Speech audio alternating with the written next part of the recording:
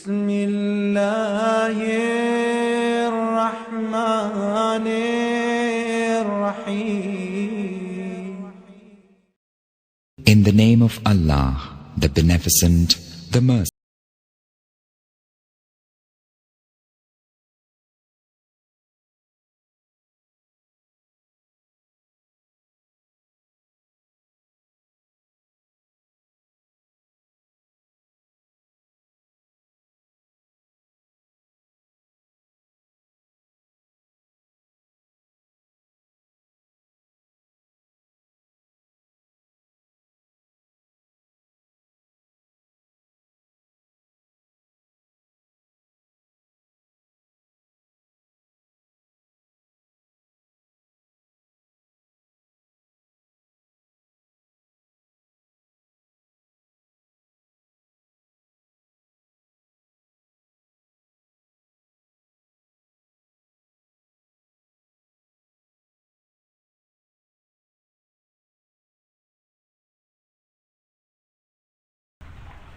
یہ رسول خدا کا صریح اور محکم قول ہے، فرمایا مجھ سے کوئی بھی میراث نہیں پائے گا۔ رسول خدا کے تمام دور و نزدیک کے اصحاب اس حدیث نبوی پر متفق القول ہیں۔ یہ حضرات چونکہ کھلم کھلا اس حدیث شریف کے خلاف جنگ نہیں کر سکتے تو خلیفہ کی ٹانگ کھینچتے ہیں کہ کیا سر انجام سن 61 ہجری قمری میں عمر سعد نے رے کی بادشاہت کے خواب کے تحت ایک انتہائی بڑے لشکر کے ساتھ امام مظلوم اور ان کے قلیل ساتھیوں کا راستہ روک دیا۔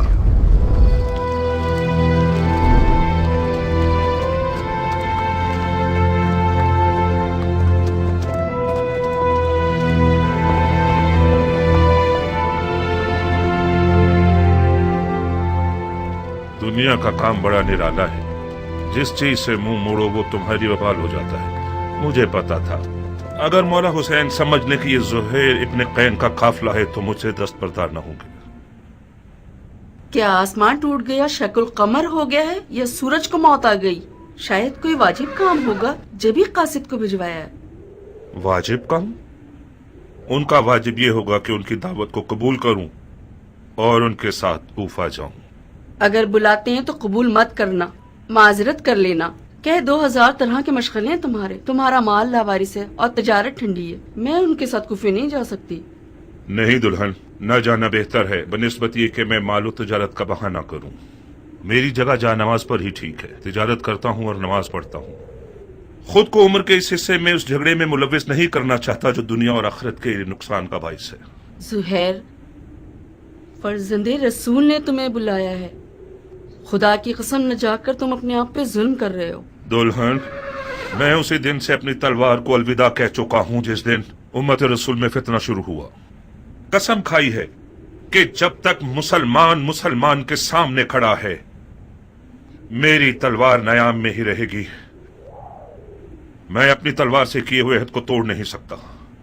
مولا حسین کے ساتھ ہو جانا یعنی اس جنگ میں کود جانا جس کا خدا ہی جانتا ہے کیسا برا انجام ہے۔ تم ایک ہی بات کو لیے ہوئے کیوں بیٹھے ہو زہیر؟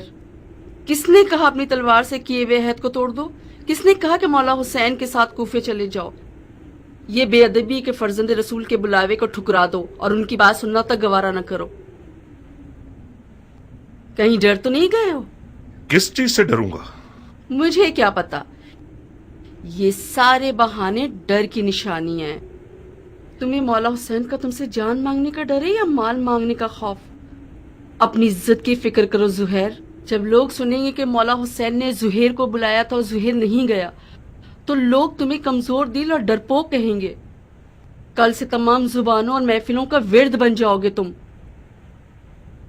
آج کے بعد اگر کسی ڈرپوک کی مثال دینا چاہیں گے تو چوہے کی جگہ زہیر ابن قین کی مثال دیں گے۔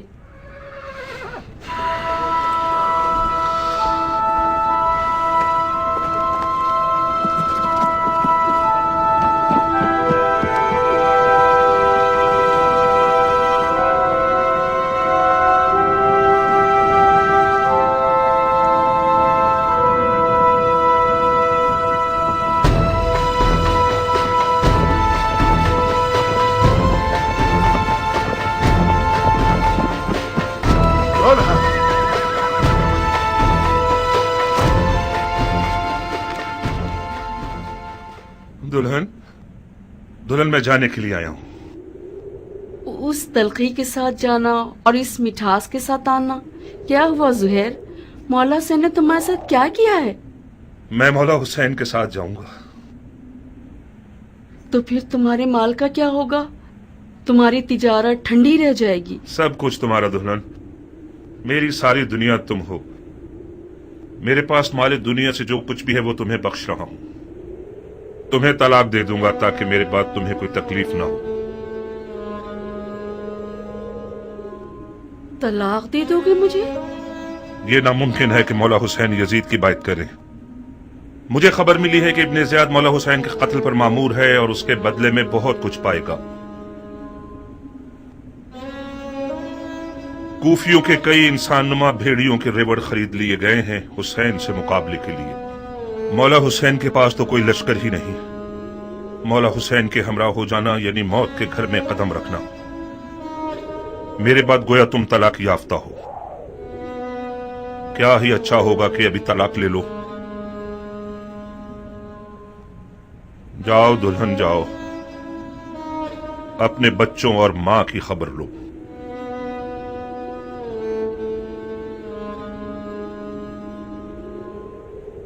बच्चे और माल तुम्हारे बगैर मेरे किस काम के हैं? दुल्हन, मौत हर जानदार का मुकद्दर है। आज ना मरूं तो कल या परसों तो मरूंगा। मौत पर सब्र करना चाहिए, चूंचरा नहीं। तुम्हें तो मौला हुसैन के पास जाने से ही इनकार था। मैंने भेजा था तुम्हें।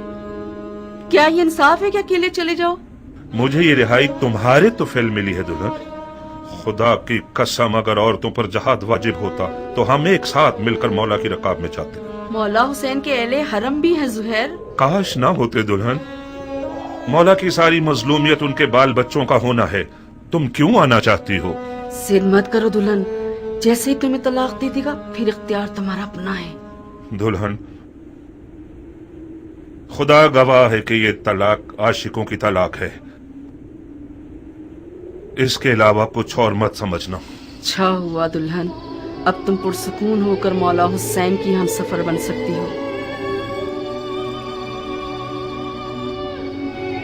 नवी मुहर्रम की शब थी कि मौला ने काफिले वालों पे एहतिमाम हुज्जत कर दी और फरमाया, मैंने तुम लोगों से अपनी बैयत उठा ली।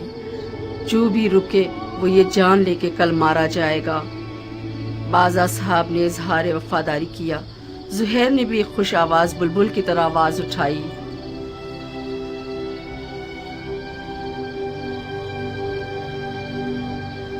जब हम बरहक हैं तो फिर मरने से क्या डरना, क्योंकि हम रसूल खुदा के दीदार को जा रहे हैं।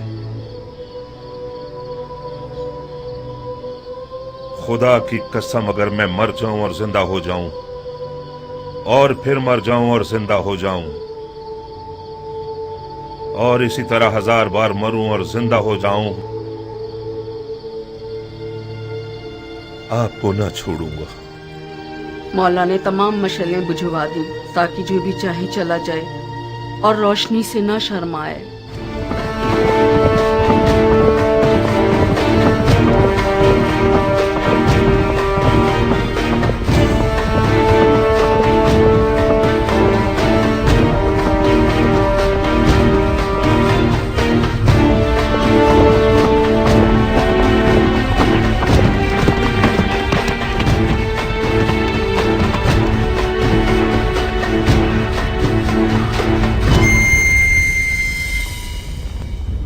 ओ ज़ुल्फ़ जोशन के बेटे, मैंने सुना है फर्जंद रसूल से लड़ने के लिए तुम तमाम लश्कर से ज्यादा हिर्स रखते हो।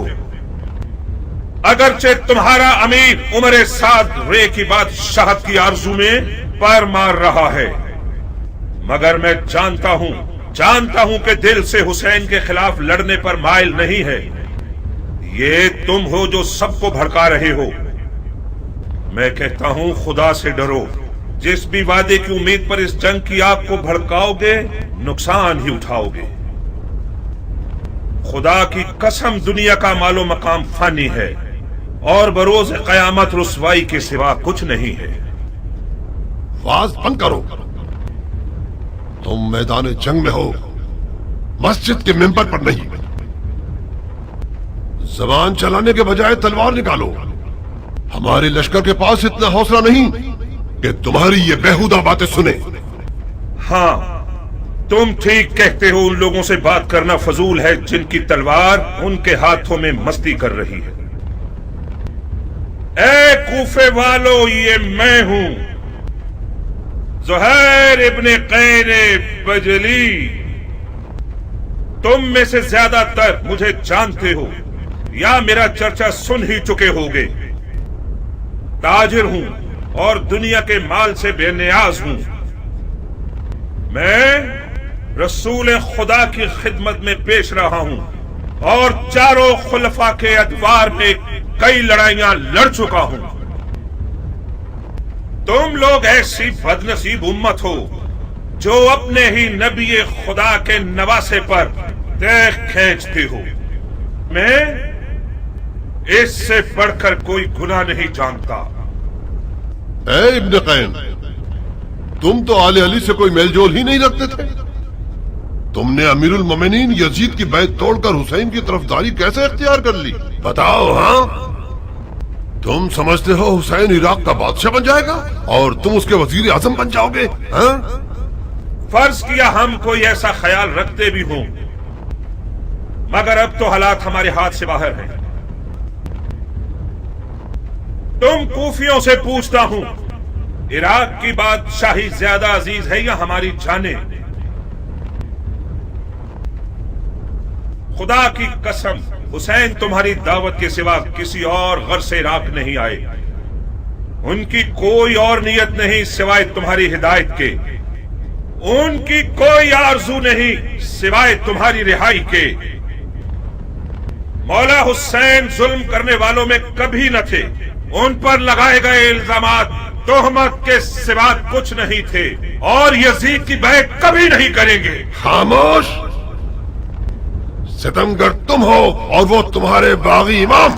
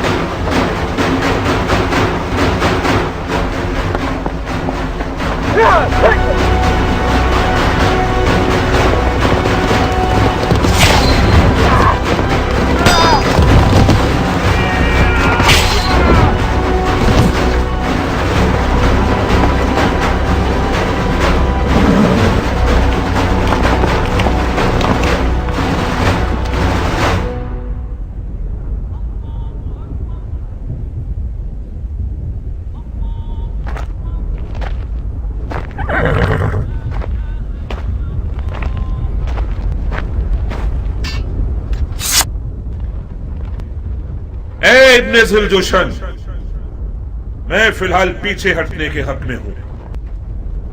میرے مولا حسین نے قصد نماز کیا ہے، مصلحت سمجھ کر فی الحال وقتی طور پر جنگ روک دیتے ہیں۔ میں بھی اپنی نماز پڑھ لوں گا اور تم بھی کچھ سانس لے لو۔ ابن قین، جب دوبارہ میدان میں آؤ گے تو میں خود تمہارا گلا کاٹوں گا، موٹی گردن کو توڑ دوں گا۔ کاش ایک بار مردانگی دکھا کر اپنی بات کی لاج رکھ لو۔ میں نماز کے بعد تم سے لڑنے کے لیے میدان میں آؤں گا۔ وعدہ خلافی کرو گے تو کتے سے بدتر ہوگے۔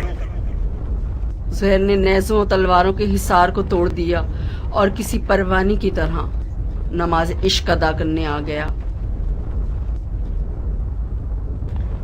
گویا اس دن زہیر کا مقدر اتنا حسین تھا کہ اپنی آخری نماز عالم ملکوت میں رسالت مآب کے پیچھے پڑے۔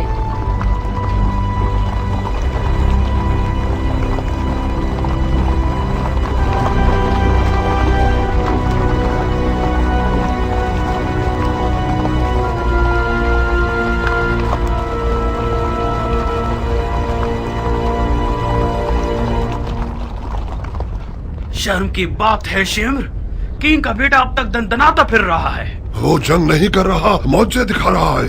وہ بن باپ کا نہ جانے کون سا شہر کا دل رکھتا ہے، چیخ مارتا ہے تو لشکر والے اپنے آپ میں نہیں رہتے۔ کینگ کا بیٹا تو حسین کی چھوٹی انگلی ہے۔ ہاشمی جوانوں کا کیا کرو گے جو حسین کے خطرناک بازو ہیں؟ عباس آ جائے تو کیا کرو گے؟ یقیناً عباس میدان میں آ جائے تو سب کے سب اسے دیکھ کر ہی مر جاؤ گے۔ کوئی بعید نہیں، عباس ابن علی کا سامنا کرنے کے لیے شیر کا جگر چاہیے۔ یہ ایک پر ایک کی جنگ بہت ہو گئی، جنگ کو تمام کرو۔ میں کہتا ہوں پورے لشکر کے ساتھ خیموں پہ حملہ کر کے حسین کے شر کو مٹا دو۔ فی الحال حسین نے نماز کا ارادہ کیا ہے، وہ چاہتے ہیں کہ ہم جنگ روک دیں تاکہ وہ نماز ادا کر لیں۔ پڑھنے دو شمر، پڑھنے دو، بعد نماز کے اس کا کام تمام کر دو۔ کیا واقعی آپ حسین کو نماز پڑھنے دینا چاہتے ہیں؟ نماز ایک شرعی فریضہ ہے بیٹے، ہم ایک واجب فریضے کی ادائیگی میں ممانعت نہیں کر سکتے۔ تو پھر آپ جنگ ہار چکے ہیں۔ کیسے؟ یہ لوگ حسین کو مارنے آئے ہیں کیونکہ یہ لوگ سمجھتے ہیں کہ حسین دین سے خارج ہو چکے ہیں۔ جب یہ لوگ دیکھیں گے کہ حسین نے نماز پڑھنے کے لیے جنگ روکی ہے تو سمجھ جائیں گے کہ انہیں دھوکہ دیا گیا ہے۔ کیا پختہ رائے ہے؟ کیا ایسا نہیں ہے شمر؟ جی ہاں، شہزادے کی رائے بہت ظریف اور گہری ہے۔ وہی نہیں کہ حسین اس کام سے سوئے ہوئے کوفیوں کو بیدار کرنا چاہتے ہوں۔ تو پھر ہمیں حسین کو نماز پڑھنے نہیں دینے چاہیے، ہے نا؟ کیا عرض کروں، آپ امیر ہیں اور ہم سپاہی۔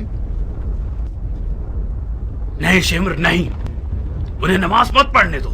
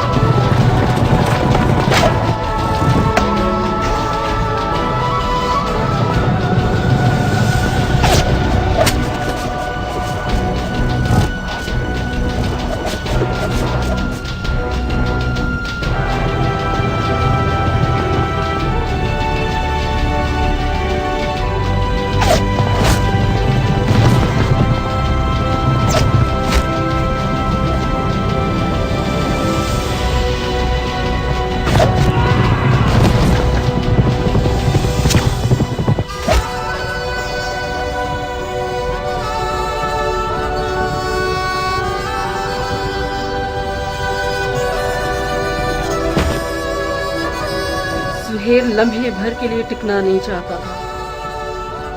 मैदान की तरफ जाने के लिए उस बच्चे की तरह था जो माँ के लिए बाहें फैलाया हुआ हो। नमाज के बाद शदीद जख्मी और प्यास की हालत में मैदान की तरफ गया।